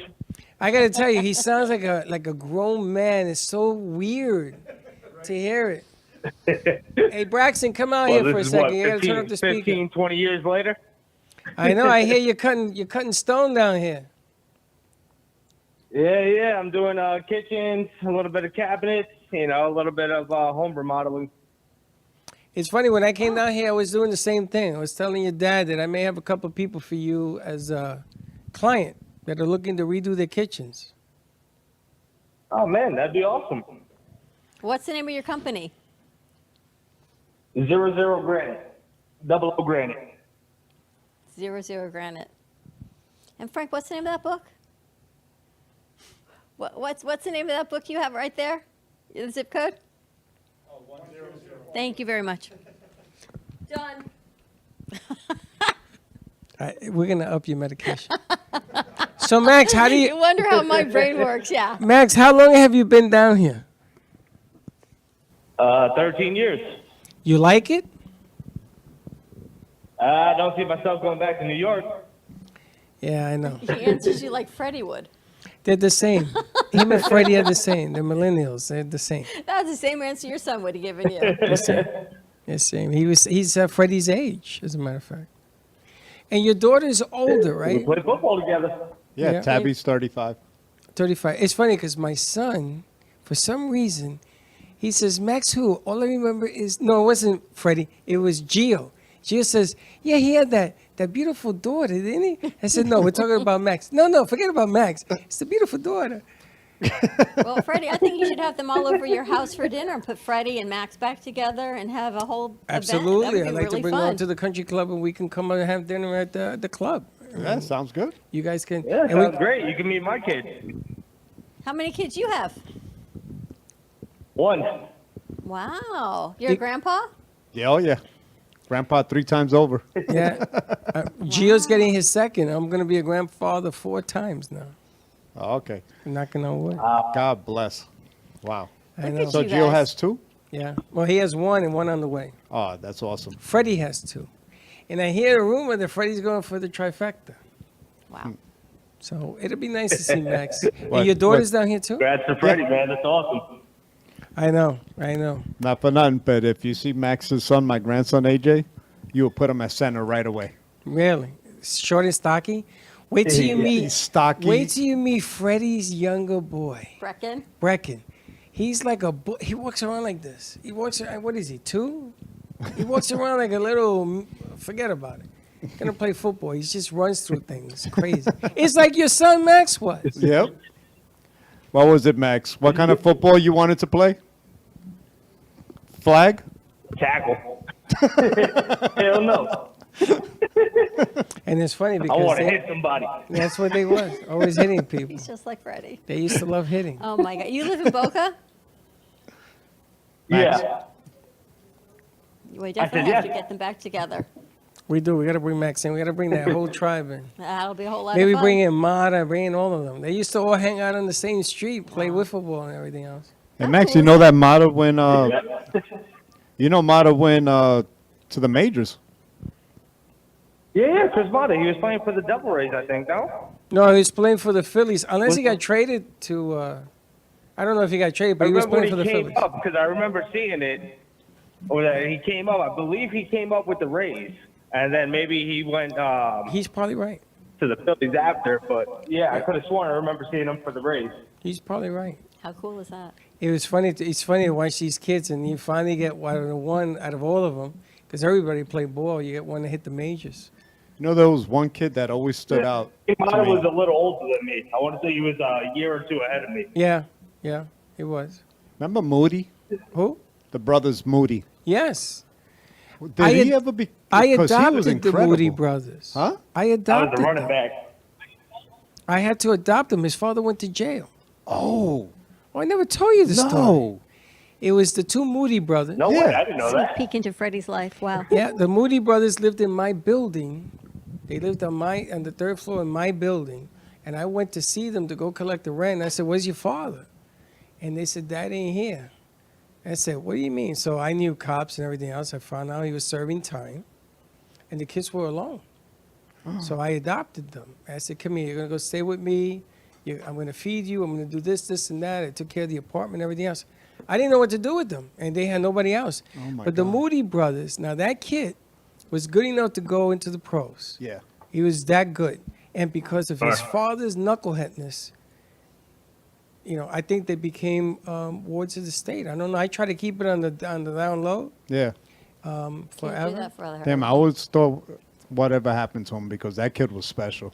Unbelievable running back. Yeah. And the younger brother was going to grow up to be Yeah, just that like was his brother. definitely a man against, amongst boys. He used to say, "Just give the ball to Boy, Moody." he played. Yep. Good players, Yeah, man. just give the ball to Moody. But I had them in my building. I had them in my building for 5 years. I think I kept them for almost 6-8 months on the down low.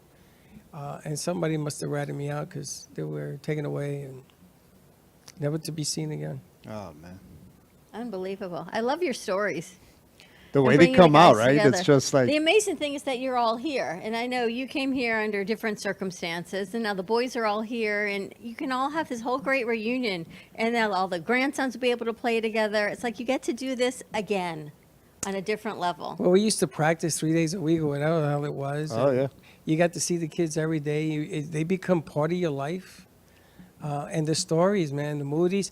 There's a picture. Remember the restaurant underneath the L? There was on the corner. There was a restaurant there. And the Moody brothers had a birthday. So I took them to eat a steak dinner. And they had never gone to a restaurant. And it was Frankie, it was Freddie, it was Gio, and the Moody brothers. And the owner took a picture. And if the picture's still there, I don't know, but they put it up in the restaurant. So the Moody brothers used to say, "That's my restaurant." I felt so horrible. I never knew they'd never been to this. And Frankie will always tell you, shrimp in a basket, that's the inside joke to that picture. Because Frankie wanted shrimp in the basket. I said, "No, you're going to get steak. Relax." But we did a lot of stuff with the kids. There was a time we went, I think when we won, we had the pizza party on the street where that big pizzeria was over there. Louie and Ernie's? Louie and Ernie's. Yep. Flat pizza. They loved it. Oh, I yeah. hated it. It was right down the block from your house. I loved it. It was straight down the block Yeah. from your house. They used to go buy pizza all the time. Flat pizza. You like flat pizza? No, You do? pizza. I like the crusty ones, big ones. They spent a fortune. I think I individually made Louie and Ernie's numero uno in the Bronx because they went every day. Bought They all 5 did. pies. They all Crazy. did. Because at the end of the I week, went you to got the school bill. You remember my backyard when I had when I redid it and I had Oh, your backyard was awesome. with the bridge and everything. You had the out? bridge, you had the pool, you had the jacuzzi. We You had know, fun. he talks about that all the time, and we think, are these all really true stories? Yeah, you had a Apparently, they're all bridge. real stories. The Can-Do bridge. You had a bridge. He almost put a toll on it. Can-Do bridge. You had a bridge in your backyard? Can-Do, you know, my brother-in-law had a few problems, and he came out from school, and he says, you know, he used to call me Tio. He says, "Tio, what do you want me to do for you?" Because I sort of did something to help him get him out of that thing. And I said, "I want you to build a bridge." So I gave him a book, a how-to book. And he followed the book. And the next thing I know, 3 weeks later, there was a bridge there. What did it connect? It was there, underneath. I made a fake water fountain with a lion's head like this, and there was a water fountain underneath. The water would come out, and you would go over the bridge around the pool. So I felt so bad because I didn't pay him. He did it out of the goodness of his heart. So I made a plaque, and it said the Kenn bridge, the Can-Do bridge. And it was there until they bought the house and they had to tear it down because I never got permits for it. But you remember the bridge, right? You remember that I had the bar and everything and the lights? See, I wasn't making this stuff up. There's living proof. I remember when you put the jacuzzi up and you thought you just had to plug it in and didn't need an electrician. Remember that one? That was a different story. Thank you for bringing Have you that seen up. my lights out there? No, we moved the jacuzzi from the bottom. I had to put it on the deck. Yep. So a guy that I knew, he took a rope and put it around this tree. The Bronx style. He attached the rope to the jacuzzi, and I drove his truck up the driveway so that it swung into place. Bronx style is like a little different than Kentucky style, I think. New York style's got a style of its own. Man, but it worked. Yep. Right? It was up there. Jacuzzi was up there. You're so funny. So, Max, you'll have to stop by the studio. Maybe they can come by for Friendsgiving. Absolutely. Come on down, Papa. Absolutely. So nice to talk to you. Absolutely. Yeah, it was good to talk to you guys too. All right, Maxie. I'll see you, Friendsgiving. I'll talk to your dad. We'll send you the invitations and stuff. Absolutely. All right, Max. sounds good. Looking forward to it, Coach. All right, bye. All right, All right. glad that. All right, Max Rooney, love you. Love those stories, Freddie. Love you too. I gotta tell you, man. How old is he? That's got to be Bailey or Braxton. Bailey. We had a 50-50 shot on who that one was. Was that the thing on top of the refrigerator that fell? Yeah, the freezer. Where's it from? Nothing broke. They're trying to give me nervous breakdown today. Have you noticed the Yeah. theme between the wires and the this Mhm. and the and the that? I got some bad news for you. What? This week I'm throwing more wires.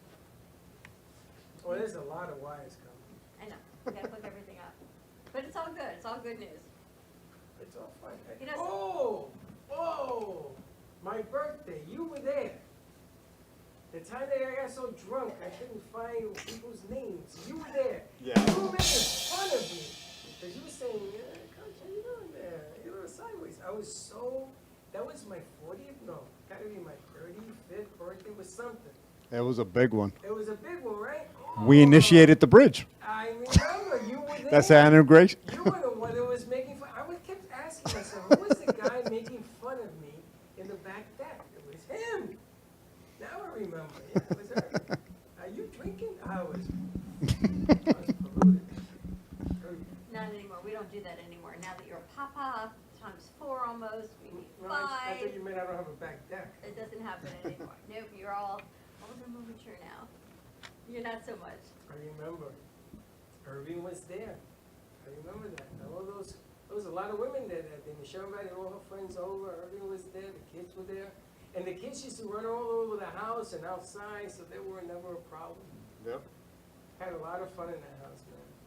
A lot of stuff happening. And then I saw Irving, my first deal, my first house, that was Joe's house, I sold it to Irving. There's your father-in-law.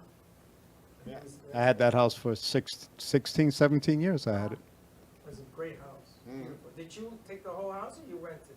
No, I rented part of it. How big was the house? 3 family. Wow. Joe had a 3-family house? And he lived in the basement, and we rented out the other 2. Because Joe was cheap, man. It was like this. So he wanted to make money living there, which he did. It's a whole nother world, that I have to tell you. It's a whole nother world. Frank, how old were you when you moved to Florida? How old? Oh, we moved here in '79, You so already grown. There was nothing but cow pastures out here. yeah, there was nothing down here in '79. Yeah, we moved here in '79, so I was What's the 70s, the cocaine? 31. I was talking to Pastor Bill's wife. She moved here in 75. They moved to Boca. Well, I guess he had been in Boca. Probably. They probably know you, Frank. Elizabeth said that she moved here in 75. There was, imagine, nothing in Boca. There was nothing anywhere in Florida then. There was nothing. 79. I moved to Florida in 72. I moved to Florida in 2006. And you made a wrong turn and you stayed. And I was supposed to make a left. I made a right. I ended up in Tampa. I came down here to build a mall. And all I did was run into problems from the beginning to the end on that thing. And millions were lost. Never should have come. I should have stayed in New York. And that positive note, you need to marry Kay? But you know what never ceases to amaze me is everyone comes in here. When you walk around town, everyone does what they do. You see people, right? We see what people look like on the outside. You have no idea what their stories are on the inside. And one of the greatest things that I get to do here, for me, is to learn people's stories. And not just that Irving was a cop and now he owns Gyroville, but truly the stories and the people and what Frank does. And then Sharon told me a bit of her story, and I'm so glad that Frank is here because I know that'll be a nice spiritual connection as well. How it always just works behind those yellow walls. You know, it's funny. Yesterday we had a show with Steve and Lynn because Sally has laryngitis and she couldn't come on the set. So Steve, her fiance, they're getting married next month, comes in here and he does a deal, talks about Sharon, about Sally.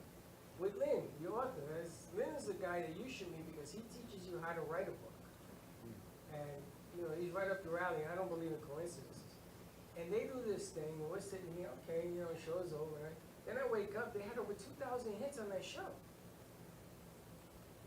And I'm like, where the hell did this come from? I said it to you this morning. I said, what is this? And apparently what they were talking about must have affected a lot of people, or people were looking for Sally and everything else.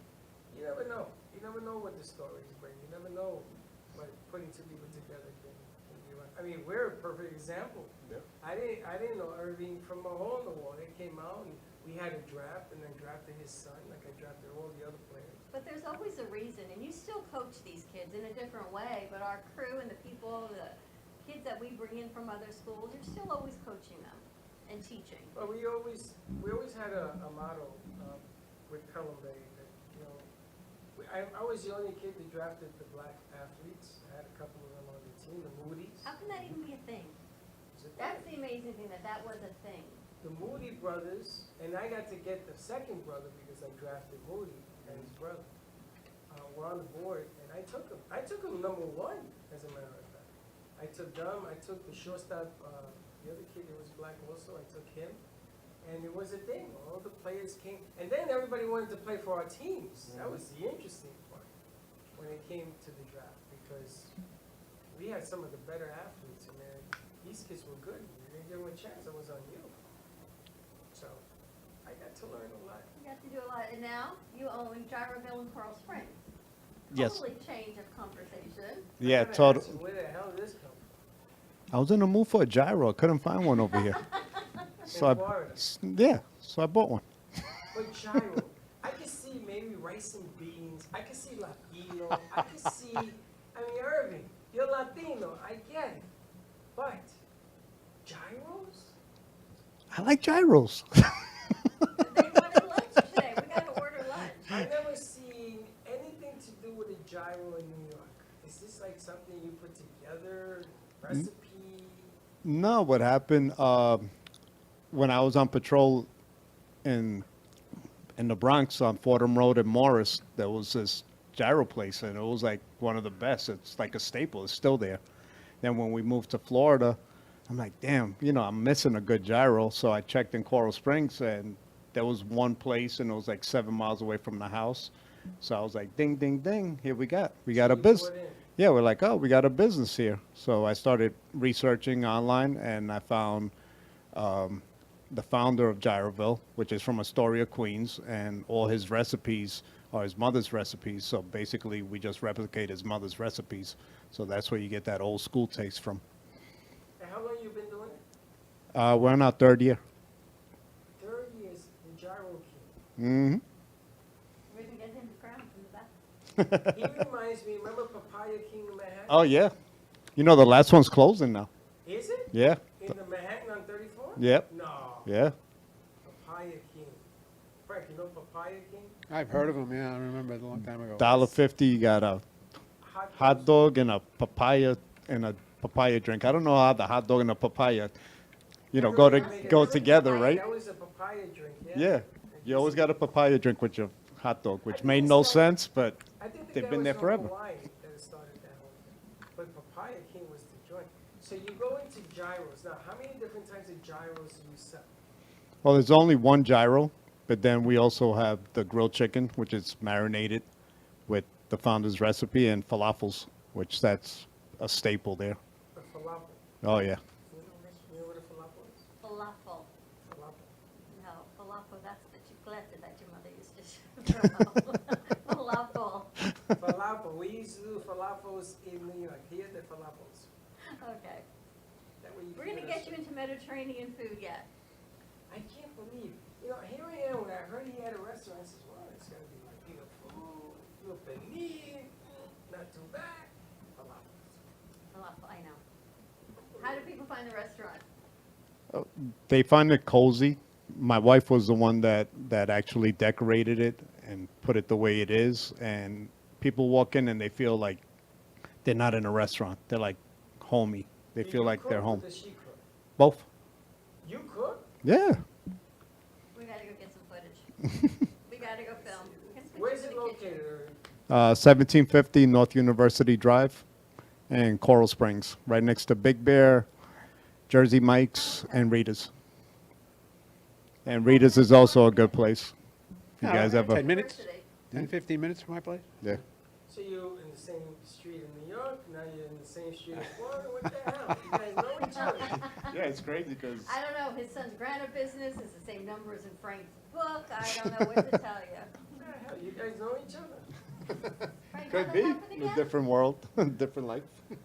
That's the amazing thing what always happens in this studio, right? Well, Frank always says that. When he comes in here, things happen. Just move the hurricane away. Any predictions on the elections? Oh, no. I don't want to get into that. No, This is a toss-up tonight. You think so? The only thing is, I know that DeSantis is going to win by a lot. Then that's not a toss-up. Everything else is a toss-up. No, you know that, I love Charlie Crist, don't get me wrong, but you can't keep the bull from doing what he's done. And you got to flip your hat a little bit because a lot of the stuff that he ended up doing, he's getting credit for. So. See what happens. Get out and vote, everyone. And Frank, how do people get your books? Because they get more and more intriguing. Frank's stories get more intriguing every time. They're on Amazon under my name, Amazon. When you go to Amazon, just put my name in, and I have my own page. Or you can, if you're all the fans of Brooklyn Cafe TV and Fred and Dawn, if they email me at frankarofolo@gmail.com, you'll get special pricing. Oh, even better. Yeah, Mick is coming. He says, "What do you mean he's up there?" Yeah. He says he's going to come up. He's going to let me know. Good ones. Are we close to the next book or not yet? Yeah. We are close. They have a book signing or something for the next one. Let's do it. Talking about seminars and a whole lot of things. Missionaries. Yeah, it's about time. It's about that time. We got the radio station straightened out as to where that's going. So that's been a 6-month hitch. I'm trying to figure out what we're doing with that. So we're good to go. Moving straight on the great path. All right, everyone, please get out and exercise your right to vote. Whatever it is your right. Go out. Use it wisely, as I always say. Wish wisely. Stay safe. Anyone who's in Florida, if the storm is coming, it's going to impact everyone with at least wind and rain. Stay safe. Get your houses hooked up. Do what you got to do early, not later. Be prepared for the tornadoes like we saw. And if anything, just have some fun. Hug your family. Kiss your kids. And we will see you tomorrow, 9 a.m. drive time. Hopefully, don't be late.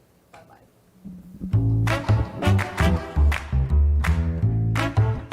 Well, that's about it for today. Even though the show's over, the Brooklyn Cafe is always open for business. You're invited to join the fun every day from 12 to 2. If you missed some of the laughs from today, Dawn and Freddie S. will bring you more good cheer next time. You can follow the Brooklyn Cafe on Facebook at the Brooklyn Cafe TV to rewatch every minute of the show. We'll see you next time.